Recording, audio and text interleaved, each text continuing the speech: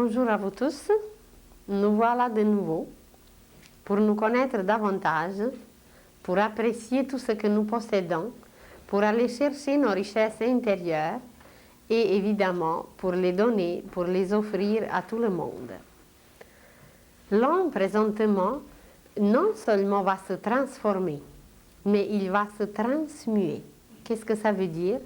Ça veut dire que la vitesse intérieure, le taux vibratoire de tout va s'accélérer, va complètement changer.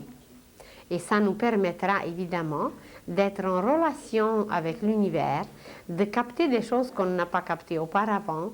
Ça nous permettra tout simplement de vivre une vie nouvelle. Et il y a quelque temps, nous avons parlé que la première des conditions pour faire ces études sur nous-mêmes, sur l'univers, c'est d'accepter le monde invisible. Car ce monde invisible, en réalité, il va être très visible bientôt.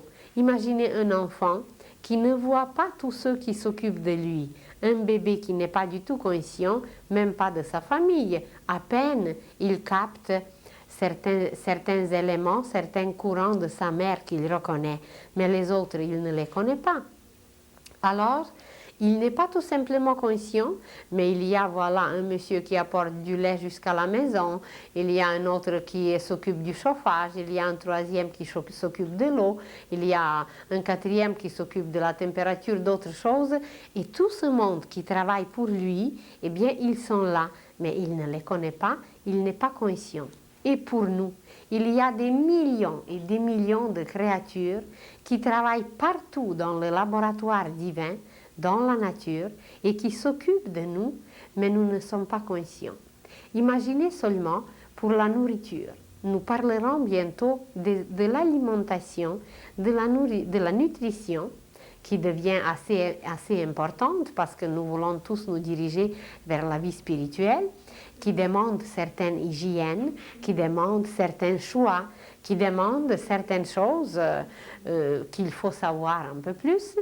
Alors seulement pour préparer les aliments, il y a des créatures superbes, d'une minutie et d'une finesse inimaginable qui préparent chaque chose à part. Imaginez la carotte qui est si belle. Il y a tant de sucre, il y a tant de sel, tel sel minéral ou quelque chose d'autre, une telle forme, ce n'est jamais démesuré, c'est toujours bien. Vous imaginez les betteraves.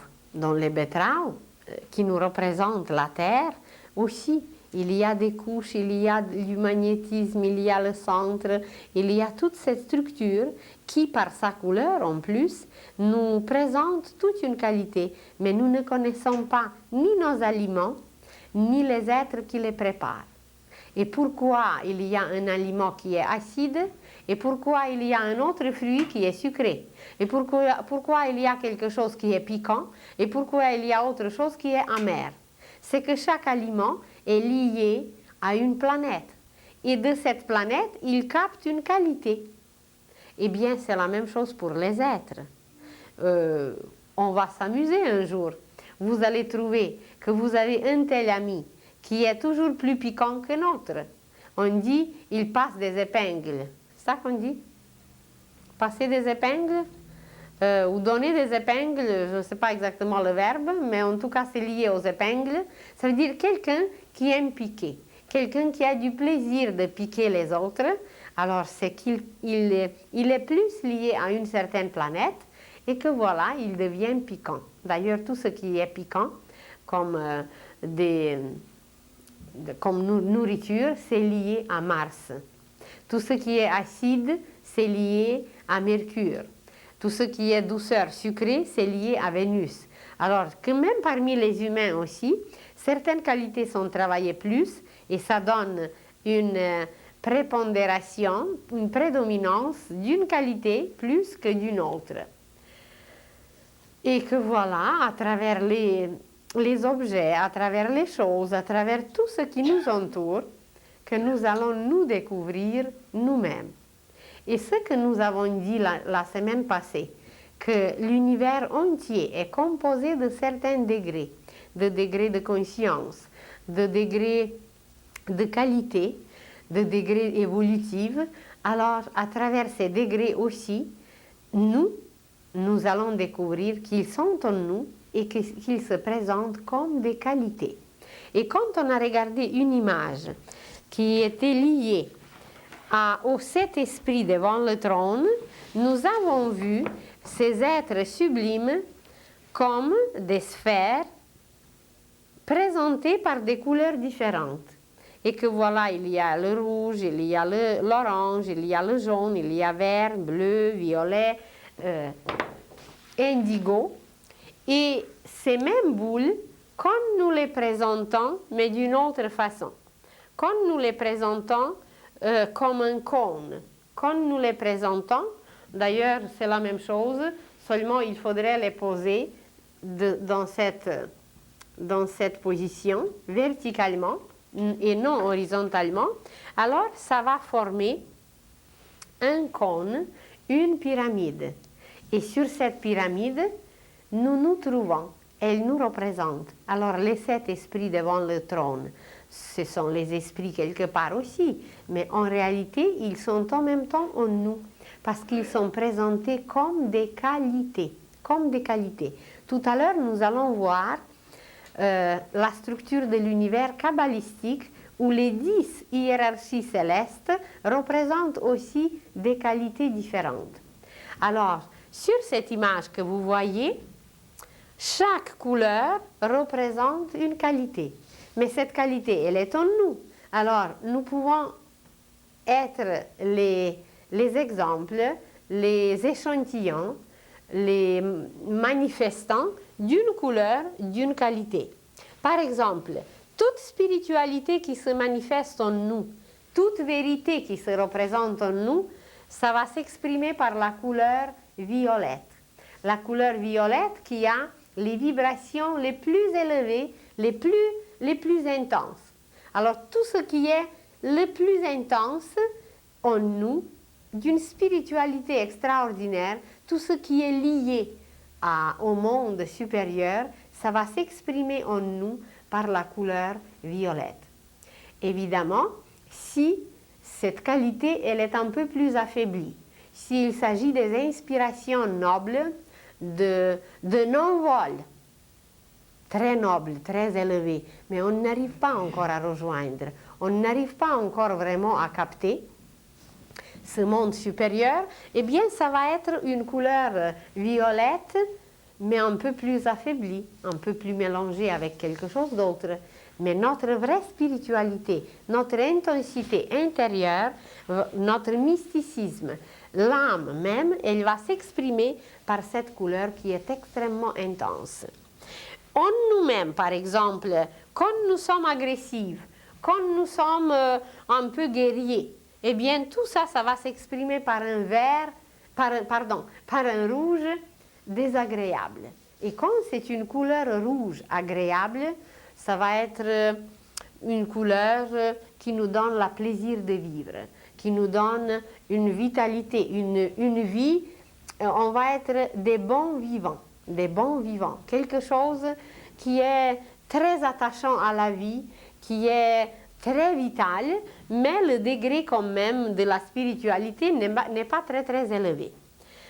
Alors la vie même, tout ce qui est lié au mouvement de la vie, ça va se présenter dans notre aura comme la couleur rouge.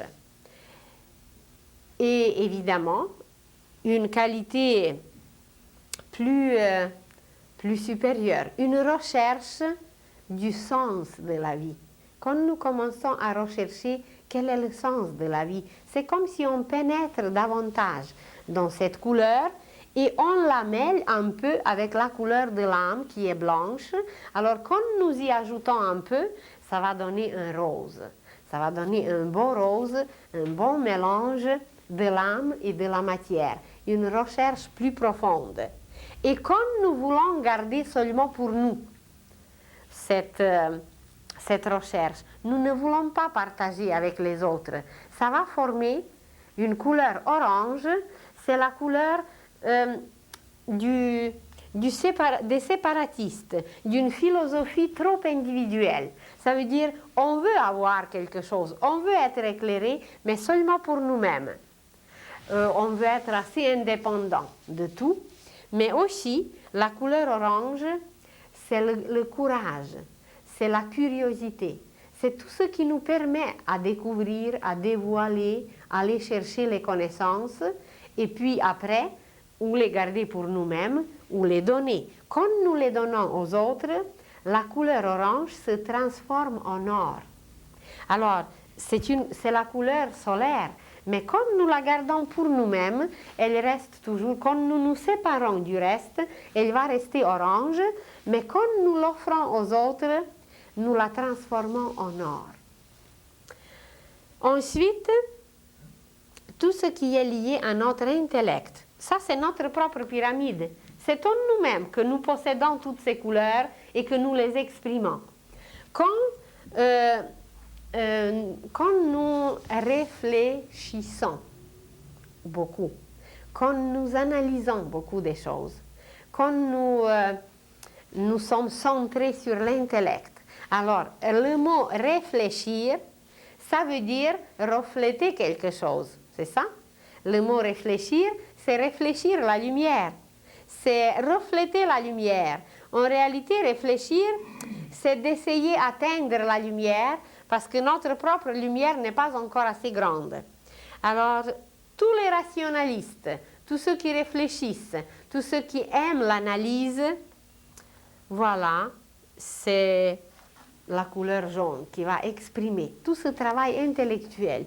Il est merveilleux, il est indispensable, mais là aussi, il ne faut pas garder trop seulement pour nous cette couleur, cette qualité plutôt, parce que ça va nous couper des autres, ça va créer un égoïsme, un jaune assez laid qui ne se laisse pas mêler avec les autres, qui est trop individuel, qui est trop rationnel, trop réfléchi, mais seulement pour nous-mêmes, ça va se transformer en un jaune très criard, un jaune dérangeant.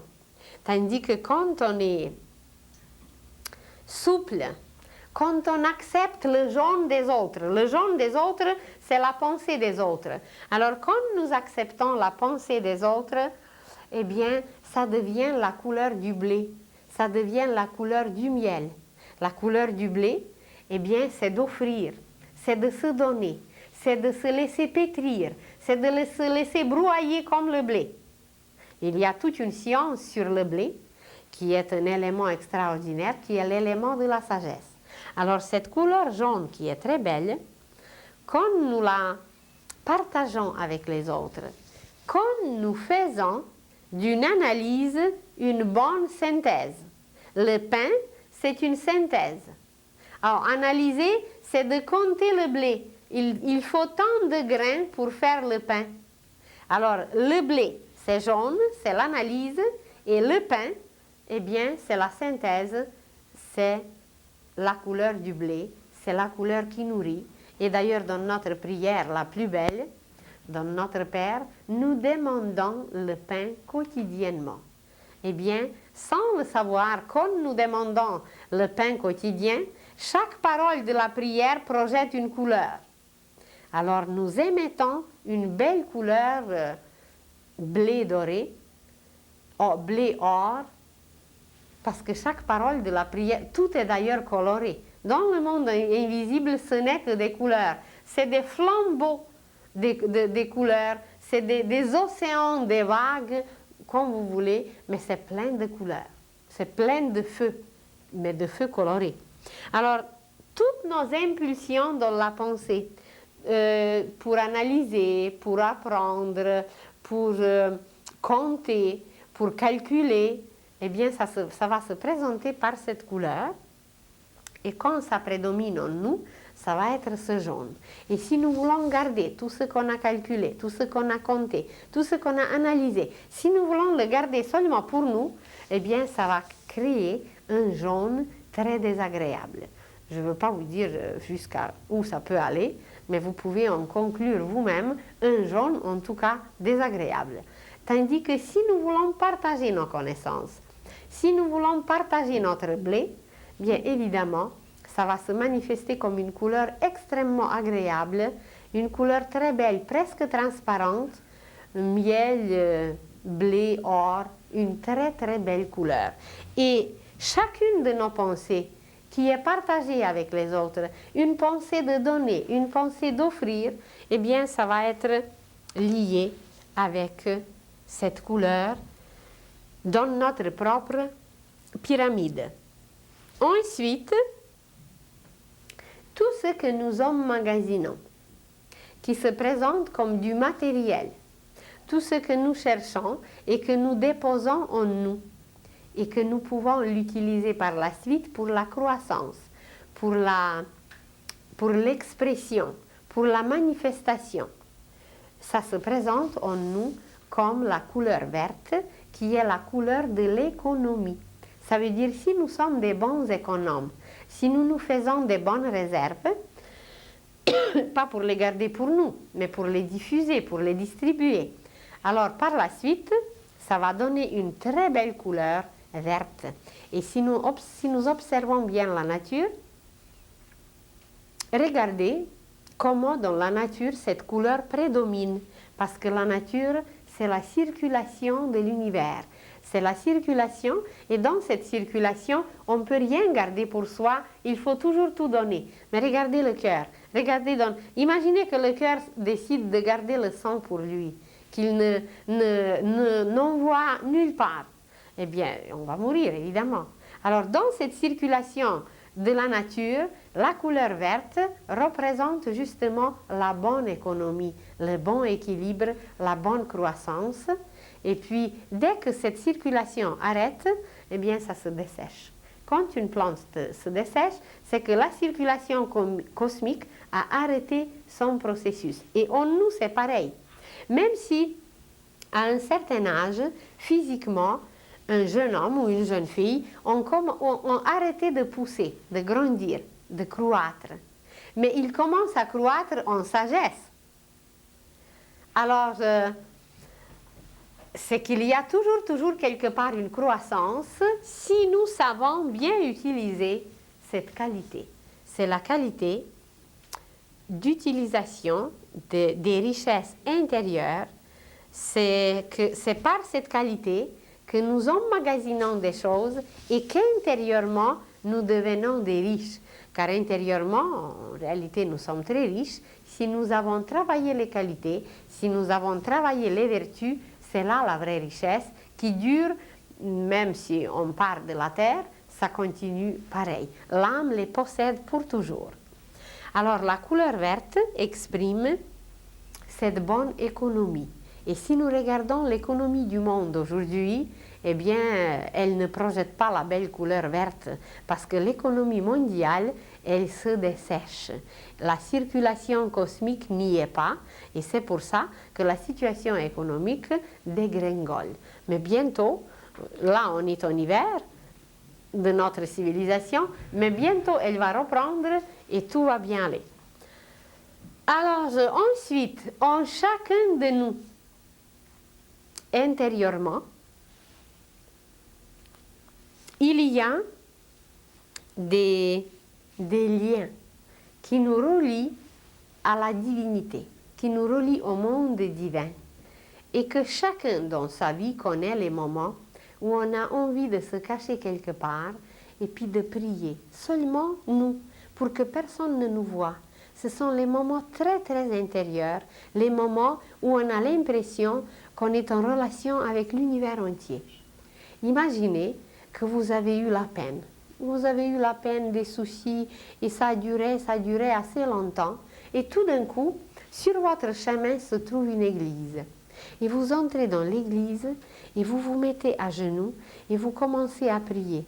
Mais vos soucis vous dérangent encore et vous oubliez la prière. Et puis ça frappe, ça tape dans votre intellect, dans votre tête, mais vous recommencez la prière. Et que voilà, vous arrivez jusqu'à la moitié, mais là, les soucis reprennent et vous oubliez la prière. Mais pour la troisième fois, vous avez réussi à la finir. Et tout d'un coup, vous vous sentez tellement bien. Il y a quelque chose qui est parti, qui s'est libéré en vous. Et puis, vous regardez autour si personne ne vous voit. Il y a une petite larme libératrice qui vous libère de tout et vous vous sentez très bien. Et c'est un moment où vous êtes liés, où nous sommes liés intérieurement avec l'univers entier, où Dieu nous parle. Car en réalité, Dieu nous parle dans les moments très silencieux. Alors tous ces moments de silence intérieur, d'une harmonie intérieure, qu'il y a un équilibre qui s'est installé intérieurement et qu'on le ressent. C'est un état musical. Et c'est lié à ce bleu, c'est la couleur de la religion, c'est la couleur de philosophie, c'est la couleur de l'harmonie, c'est la couleur de paix. Alors un bleu très profond qui nous permet de vibrer intérieurement et on n'a pas de parole, on n'a plus rien à dire, on peut d'ailleurs rien exprimer par la parole, tellement c'est intense à l'intérieur. Alors ça propage une couleur très belle, un très beau bleu qui se répand, qui se répand. Et quelquefois, vous rencontrez une personne, vous étiez tout agité, votre journée était à l'envers, vous avez reçu les factures à payer, etc. Et tout d'un coup, vous rencontrez quelqu'un et vous ressentez une paix s'installer en vous. Vous ressentez comme si c'était une musique, quelque chose de très harmonieux qui s'installe en vous. C'est parce que la personne qui est en face, la personne dégage beaucoup de cette couleur, elle nous envahit par cette couleur harmonieuse et que voilà, ça nous harmonise, ça nous berce. Et même, il se peut, si nos dérangements étaient très grands, que vous allez commencer à bâiller et que vous allez vous sentir tellement bien que vous avez envie presque de vous laisser bercer par cette personne, tellement elle est calme, tellement elle est paisible, tellement elle nous envahit par sa musique, par tout ce lien avec l'univers. Il y a quelque chose d'imperceptible, mais c'est là. Alors c'est ce bleu qui est là. Ça nous arrive comme ça de temps en temps de le percevoir. Mais imaginez les êtres qui vivent constamment dans cette harmonie. Des êtres qui vivent constamment dans une joie intérieure qui est très silencieuse, mais c'est imperturbable. Il n'y a rien au monde qui peut les déranger. C'est une joie constante, constante, constante. Alors, eux, ils vivent dans un bleu royal, dans un bleu d'une profondeur, mais dans une harmonie. Et c'est vraiment la couleur des rois. C'est la couleur de la maîtrise intérieure. Quand on a réussi à bien faire quelque chose, nous nous trouvons pour un instant dans un tel état. Nous nous sentons comme un roi, nous nous sentons comme un prêtre, nous nous sentons très très bien parce qu'on a bien fait une chose, on a bien réussi. Alors c'est la victoire aussi. Alors nous nous sentons très bien et dans ce cas, dans notre aura, il y a des couleurs, on dégage, on propage cette couleur, mais aussi, comme qualité intérieure, nous la travaillons. Nous la travaillons et voilà, toute cette royauté intérieure, toute cette noblesse intérieure. Vous connaissez par exemple des êtres comme ça, physiquement. Et nous connaissons comment on se tient. Vous avez quelqu'un qui va être toujours courbé, qui va avoir au lieu d'avoir une attitude, il va avoir une lassitude. Dans tout son corps, il y a quelque chose de mou. Il y a comme si ces os ne se tiennent pas ensemble.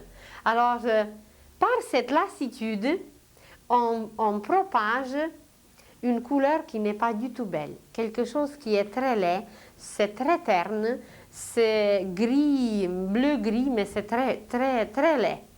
Tandis que quand on a une tenue bonne, correcte, que la colonne vertébrale est toujours droite, eh bien c'est la tenue royale. C'est par cette tenue d'abord, avant d'arriver aux qualités, C'est déjà par la tenue, on dégage une couleur. On propage une couleur et on travaille une qualité. Parce que la colonne vertébrale, elle n'était pas créée pour être courbée.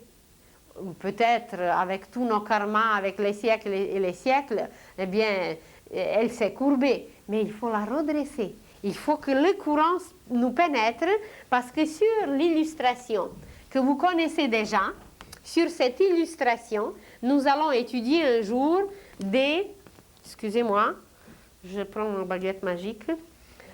Sur cette illustration, nous allons étudier les courants et que tout au long de la colonne vertébrale, et non seulement de la colonne vertébrale, mais jusqu'au sommet de la tête, nous avons un courant et c'est le courant de l'esprit.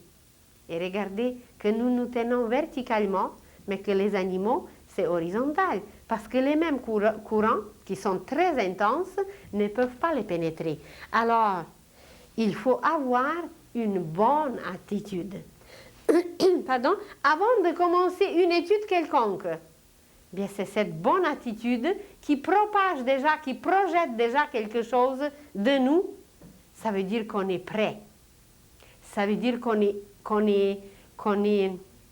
a une volonté pour apprendre, pour conquérir dans le bon sens, pas avec les armes.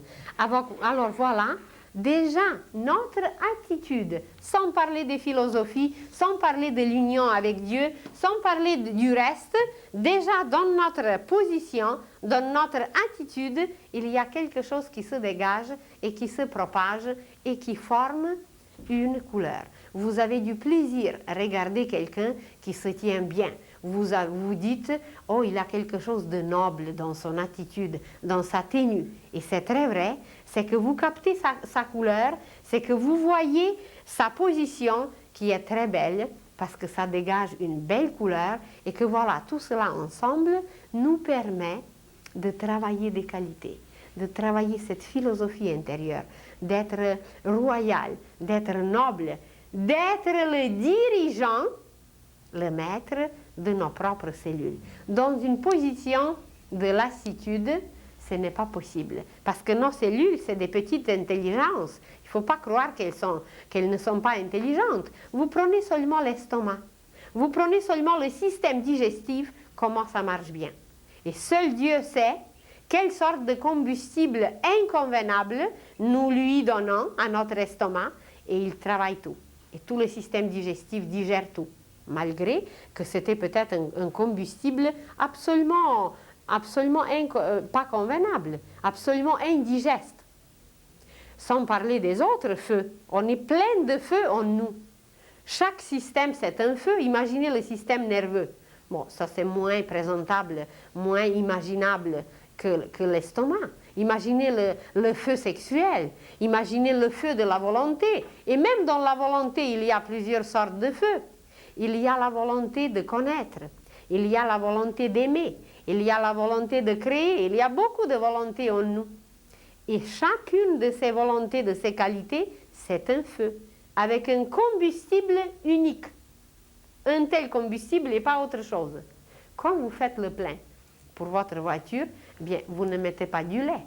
Et pourtant, ben, c'est quelque chose de merveilleux, mais pour un bébé, pas pour votre voiture. Vous ne mettez pas du miel non plus.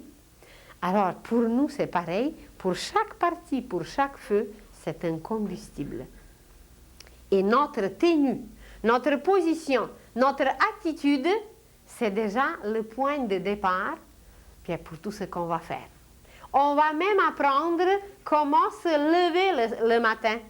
D'ailleurs, la sagesse populaire le condense déjà dans une phrase de se lever du bon pied. Eh bien, c'est une très grande sagesse de se lever du bon pied. Le pied droit, c'est ça le bon pied. Le pied droit, c'est la volonté. Ça ne veut pas dire que le pied gauche n'est pas bon. Il est très bon. Il est très nécessaire pour notre marche, pour l'équilibre, etc. Mais le pied gauche, c'est l'imagination. Le pied droit, c'est plus, et le pied gauche, c'est moins. Évidemment, il est plus quand il est en avant. Quand il reste en arrière, il est moins.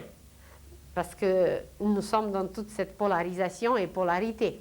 Mais quand nous nous levons le matin, il faut être conscient qu'il faut se lever toujours de bon pied.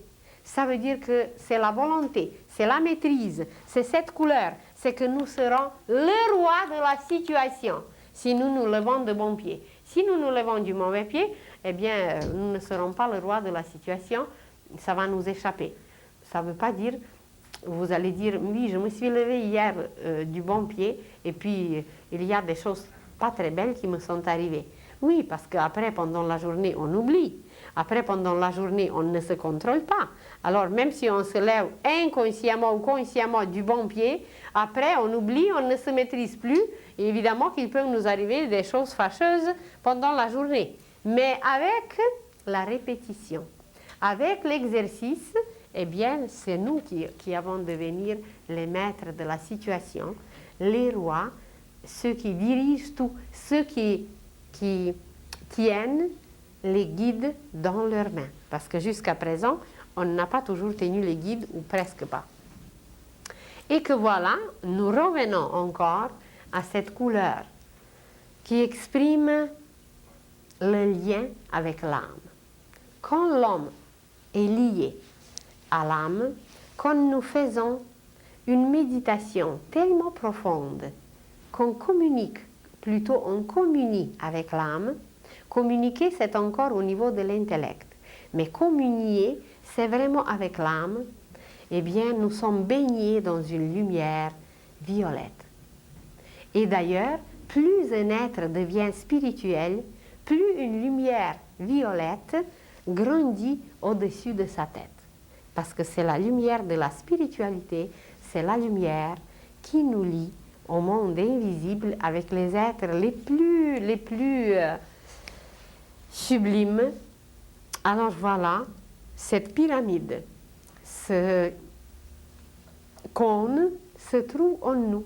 Et quelquefois, nous vivons des moments tellement intérieurs, tellement extraordinaires, bien que nous exprimons le sommet de notre propre pyramide. Et quelquefois, on est bien quelque part et puis on crie, et puis on a un peu d'agressivité.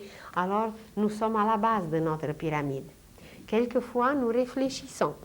Quelquefois, nous analysons bien des choses, sans faire trop la synthèse, évidemment. Alors, nous sommes dans le jaune.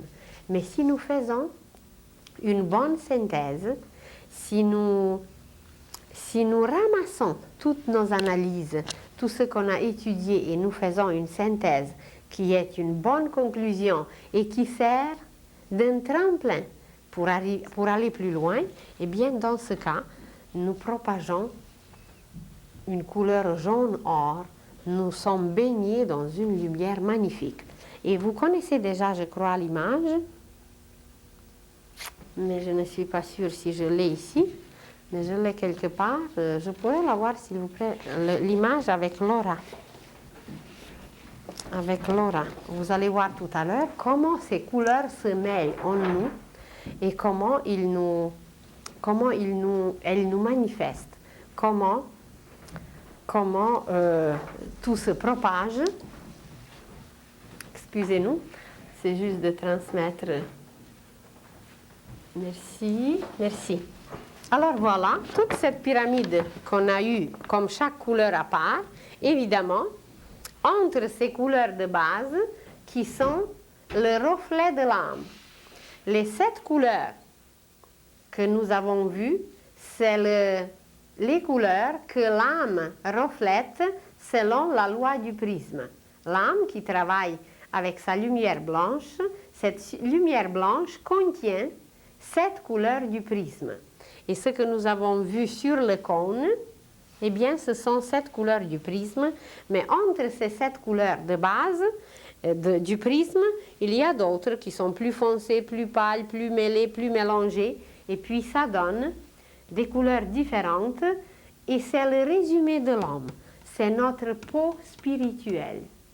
Comme nous avons la peau physique, à travers laquelle nous transpirons, à travers laquelle nous touchons l'atmosphère, à travers l'aura, nous touchons le monde invisible. Et c'est pour ça qu'il y a 2 ou 3 semaines, nous avons parlé que la première condition pour étudier l'univers, c'est d'accepter son existence, c'est d'accepter qu'il est vivant, qu'il est rempli des êtres superbes et sublimes, et que ces êtres contiennent des qualités qui se manifestent par des couleurs. Et ces qualités, ces êtres avec leurs qualités, eh bien c'est cet esprit devant le trône qui se manifeste à travers nous, mais en petit évidemment au début. Alors voilà le résumé de l'homme, de ses pensées, de ses sentiments et de ses actions, ça se manifeste comme l'aura. Et quelquefois, il y a un peu plus d'agressivité, ça va donner un rouge à peu près comme vous voyez ici. Un rouge mêlé avec un brun, un rouge désagréable. Quelquefois, nous serons un peu plus philosophes. Nous allons philosopher sur la vie, ça va donner à côté un beau bleu turquoise, un beau bleu. On aura un amour envers les notions, envers les sciences. Alors ça va, voilà, cet amour de Vénus va se présenter à travers ce bleu. Une autre fois, on va prier tellement profondément qu'on va se lier à l'univers et que voilà, hop, ça va donner un violet. Mais si nous continuons à être spirituels, il va s'installer dans notre aura et il ne va plus se perdre. Dès que nous perdons une qualité, une couleur disparaît. Dès que nous acquérons une qualité, une couleur nouvelle apparaît. Et quelquefois, bien, on a certaines couleurs quand même de base, parce qu'il y a des êtres qui sont plus pieux, il y a des êtres qui sont plus grossiers, il y a des êtres qui sont plus criminels, il y a d'autres qui sont plus religieux, plus philosophes. Alors il y a quand même déjà une certaine couleur qui est la couleur de base, mais c'est sa luminosité qui compte. Il y a un criminel qui peut avoir du vert, et il y a un être très spirituel qui va avoir aussi du vert dans son aura, mais le vert chez le criminel, ça va être d'une verdure inimaginable. C'est très laid, c'est pas beau, parce que son amour ne circule pas bien. Il a encore la haine, il a encore la jalousie, il a encore toutes ces affaires, et ça mêle une couleur laide dans son vert. Son économie n'est pas tout à fait équilibrée. Tandis que chez un être, je ne sais pas, comme Mère Teresa, eh bien, qui déverse son amour partout, qui aime tout le monde, qui entretient même l'économie chez les autres, eh bien, ça va être un vert d'une luminosité, d'une limpidité transparente. Et que voilà, un jour, on n'aura plus besoin ni de juge, ni de police, ni de prison, parce qu'on va voir toutes nos qualités dans notre aura. D'ailleurs, depuis que j'étais petite, j'ai toujours désiré d'inventer un appareil qui va photographier la pensée humaine. Je me suis dit, mais ça serait tellement simple, il n'y aura plus de menteurs, il n'y aura plus de voleurs, juste de photographier sa pensée et on voit si c'est vrai ou si c'est pas vrai ce qu'il dit. Bien, aujourd'hui, on arrive à comprendre que cet appareil est déjà dedans, que nous pouvons lire la pensée des autres.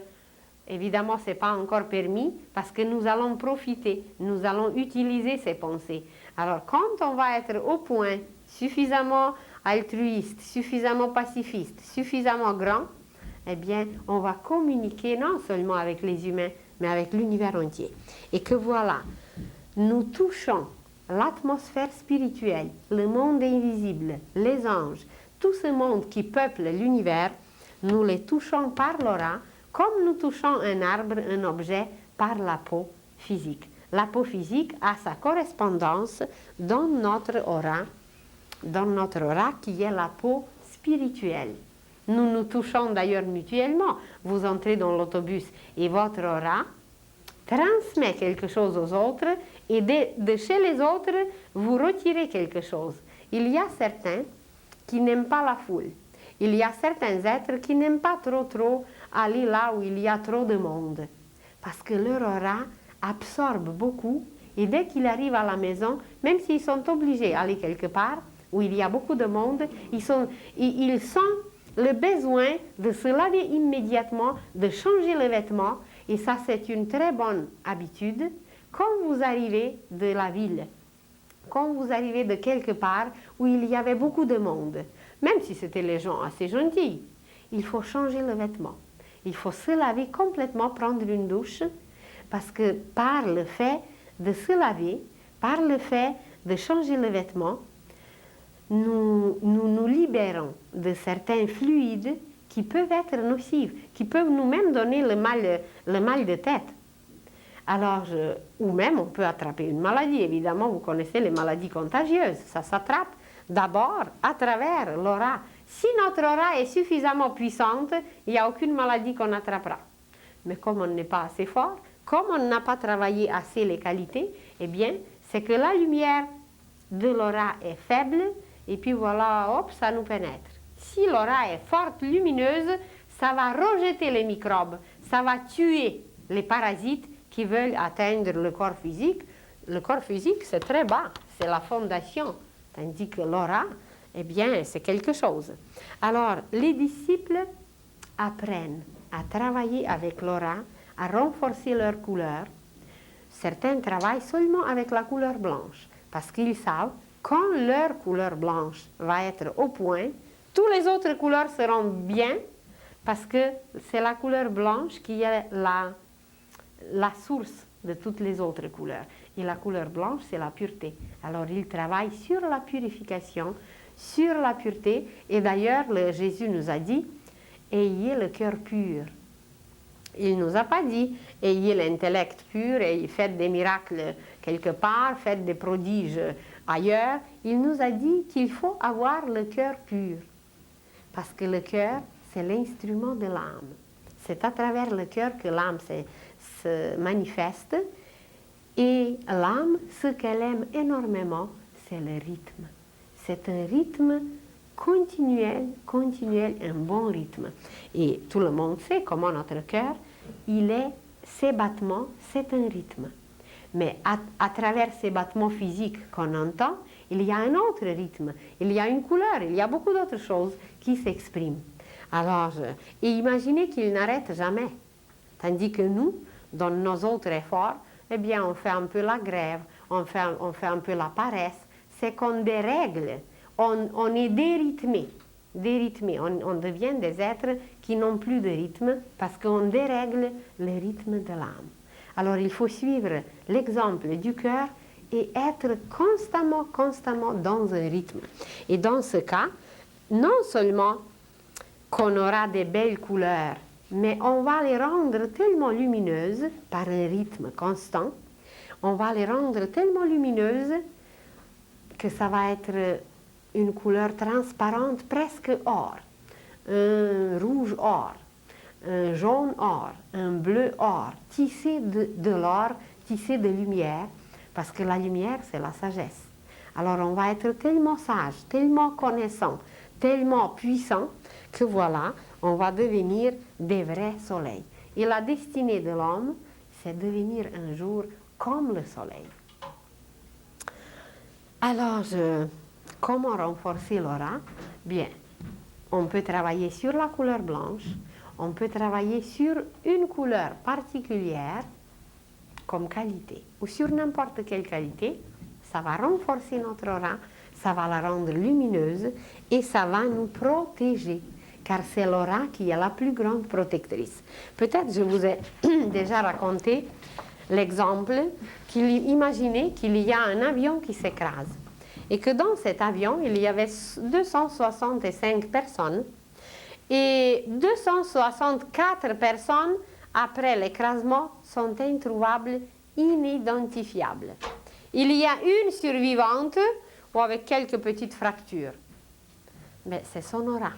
Si tous ceux qui font les enquêtes par la suite pendant des semaines et des semaines, inutilement évidemment, pour savoir comment se fait-il qu'une seule a survécu, eh bien c'est grâce à son aura. Il y avait une seule son aura était tellement puissante qu'elle a rejeté toutes ces matières métalliques et que voilà, ça fait un dôme, ça fait un œuf autour de nous et même la radioactivité ne peut pas pénétrer quelqu'un qui a une aura puissante parce que c'est trop fort, c'est une lumière trop forte. Je connais quelqu'un personnellement qui a une aura, mais d'une puissance inimaginable. Et évidemment, avec toutes nos installations, c'est quelquefois mal commode. Et cette personne a passé à l'aéroport Kennedy aux États-Unis, la personne a passé par la douane. Et son aura, la personne n'avait rien sur elle, elle n'avait pas de rien dans les poches, rien, aucun sac, rien. La personne a passé sans rien et en passant comme ça, le système d'alarme s'est déclenché dans tout l'aéroport. Et puis on l'amène chez le chef de la douane, ou je ne sais pas de quoi là, on l'amène chez le chef, ils font un contrôle complet, il n'y avait rien dans les poches, il n'y avait rien nulle part, et puis il lui donne un papier pour repasser la douane, ou je ne sais pas, un passage là, et la personne repasse, et puis le système d'alarme se déclenche encore. Alors vous voyez, si nous avions déjà les auras si fortes, eh bien on ne pourra pas passer tranquillement, je ne sais pas, quelque part par la douane, parce que ça va déclencher le système d'alarme, puis ça va éveiller inutilement plusieurs personnes, tandis que comme ça, nos auras sont encore assez neutres, assez petites, alors on passe, puis on est faible, puis on tombe, puis on se lève, mais de plus en plus, nous allons apprendre à travailler avec notre aura, qui est une lumière extraordinaire, qui doit contenir seulement les qualités, qui doit nous exprimer dans toute cette gamme des couleurs de l'âme, dans toutes ces qualités merveilleuses, mais évidemment, il faut les cultiver, il faut les travailler, et par la suite, alors tout va bien aller. Alors, nous sommes liés à l'univers par notre aura. Et quand les êtres invisibles nous observent, ça ne les intéresse pas tellement quelle sorte de souliers nous avons. Ça ne les intéresse pas qu'est-ce que nous allons hériter de notre grand-père. Ça ne les intéresse pas quelle sorte de voiture nous avons. Ce qui les intéresse, c'est notre aura, notre carte d'identité devant le monde invisible, devant les anges, les archanges, nos instructeurs qui sont des catégories supérieures. Notre carte d'identité, c'est notre aura. Peu importe si nous avons 1 million dans le compte de banque, ça ne les intéresse pas du tout. Si notre aura est terne, nous pouvons avoir des milliards, nous pouvons posséder la terre entière, c'est impossible disons, nous pouvons posséder des terrains et des je ne sais pas quoi, ça ne les intéresse pas du tout parce que si nous n'avons pas de qualités intérieures, ça ne se projette pas dans notre aura, toute cette richesse. Au contraire, ça donne des soucis, ça crée toutes sortes d'ennuis. Et comme ce n'est pas dans l'aura, ça va être un être humain imperceptible. Imaginez l'océan la nuit et qu'il y a 4 milliards de bateaux sur l'océan. Et que voilà, il y a un bateau rempli à craquer de l'or. Disons, des milliards. Mais s'il n'a pas une seule petite lumière sur lui, eh bien, personne ne verra qu'il y a même un bateau. Alors, c'est un peu comparable avec les 4 milliards des humains sur la Terre. Si l'aura n'est pas allumée, ça veut dire si elle n'est pas lumineuse, eh bien, ils ne nous aperçoivent même pas. Ils ne nous voient pas. Eh bien, comment voulez-vous? On prie quelquefois, on voudrait, mais ça n'arrive pas. Évidemment, parce qu'on n'a pas projeté une lumière, on ne s'est même pas aperçu qu'il y avait une demande. C'est comme si vous envoyiez une lettre sans marquer l'adresse ou sans mettre les timbres. Sans timbre, peut-être ça pourrait se rendre, mais celui qui va recevoir, il doit payer. Alors, ou que c'est écrit illisiblement. Alors, voilà, c'est ça notre aura. C'est une écriture extraordinaire et c'est par cette écriture que nous projetons et qu'après tout arrive. N'importe quel désir qui est évidemment valable pour l'humanité, pour la planète, pour la paix, pour l'amour, pour la réalisation de toutes les merveilles sur la terre, ça se réalise, mais il n'y en a pas beaucoup. Présentement, nous ne sommes pas encore très nombreux pour demander une vie sur la terre, mais une vie divine. Eh bien, c'est pour ça qu'il y a toutes ces sciences ésotériques, initiatiques, qui nous expliquent un peu comment ça marche pour qu'on se lance, pour qu'on s'engage dans ce travail merveilleux. C'est juste de demander. Et puis, on se croit qu'on est des chrétiens, on se croit qu'on est des intelligents. Et puis, en réalité, qu'est-ce que Jésus nous a dit? Il a dit, demandez le royaume de Dieu et sa justice sur la terre, et tout le reste vous sera donné en surcroît, ça?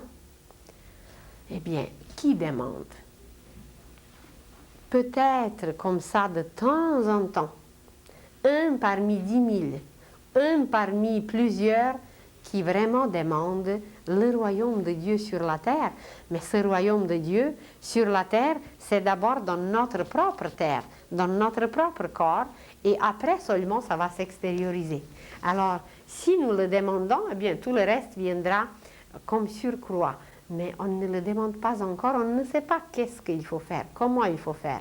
Alors pour nous, comment se lier avec l'univers, comment faire?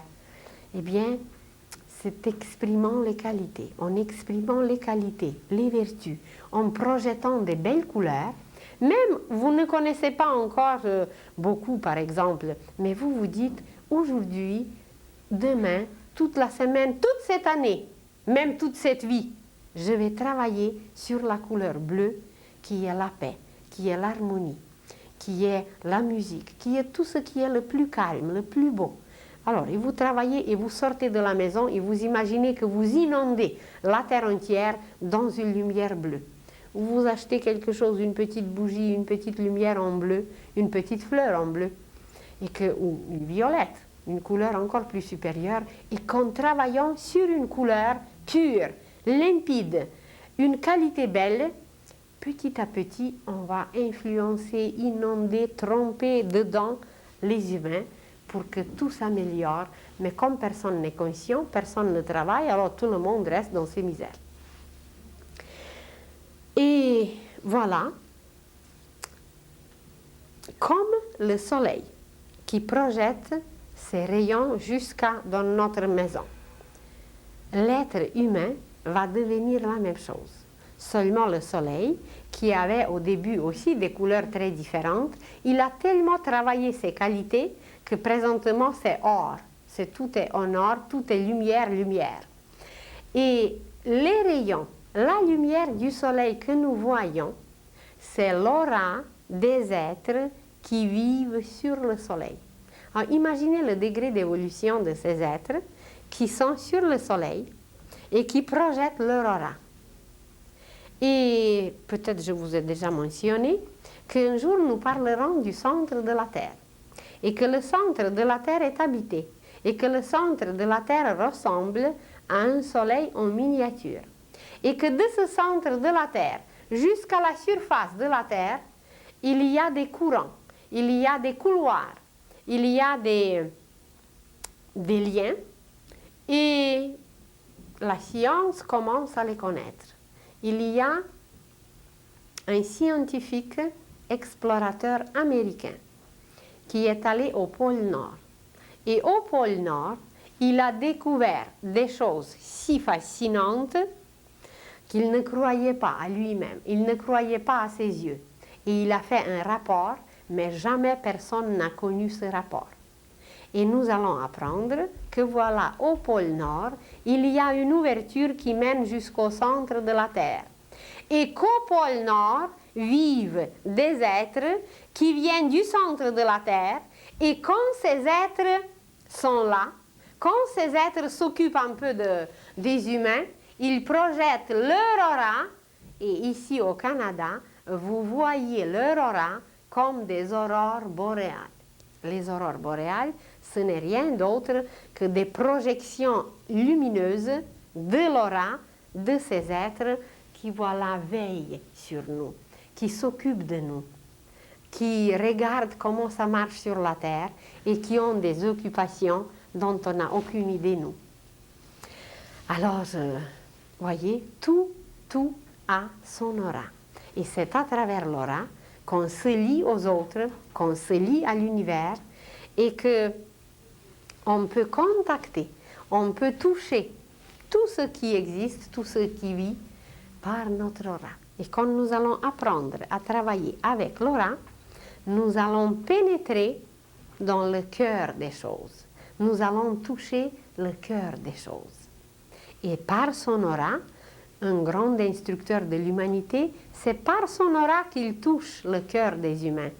Vous voyez, si vous avez eu une occasion de rencontrer un grand sage, un grand maître, il ne dit pas un mot.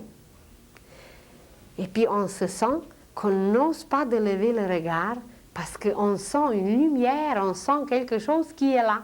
Eh bien, c'est son aura. Évidemment, son aura est très protectrice, son aura nous aide beaucoup, mais c'est en face de son aura que nous sommes, et c'est à travers son aura qu'il nous transmet des merveilles. On pourra guérir, on pourra transformer, transmuer, ressusciter seulement par notre aura. Alors, je vous souhaite une bonne semaine et bonsoir à tous.